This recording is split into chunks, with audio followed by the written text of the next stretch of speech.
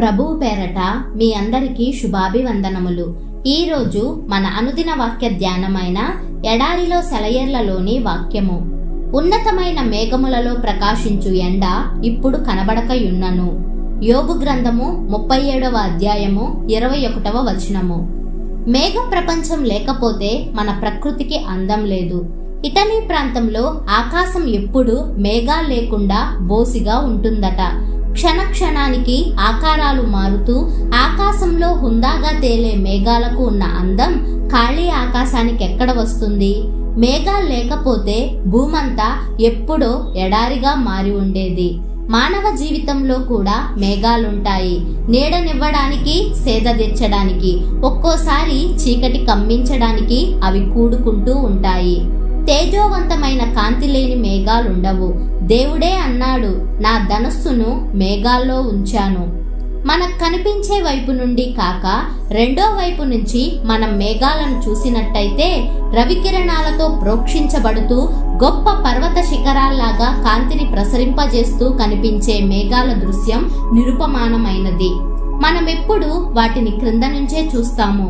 అయితే వాటి శిఖరాలను, లోయలను స్పృశిస్తూ తడుపుతూ నాట్యం చేసే ఉజ్వల కాంతిని ఎవరు వర్ణించగలరు? దైవకుమారుడా, నీకు సంభవించే శ్రమలను అవతలి వైపు నుండి చూడగలిగితే ఎంత బాగుంటుంది.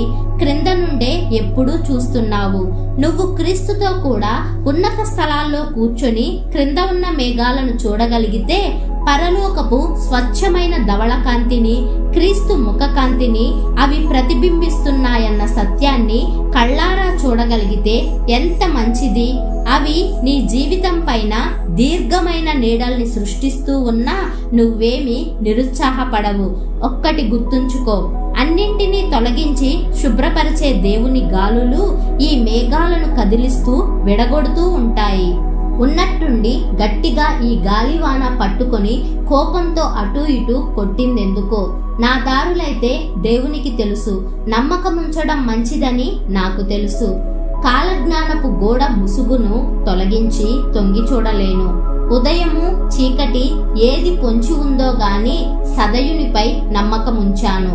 ఆటుపోటుల కావల రేవుందో లేదోనని నీటి అలలను దాటి చూచే కళ్ళు లేవు. నాటికి నేటికి దేవుడు నాతోడని పాట పాడే నమ్మకం మాత్రం ఉంది.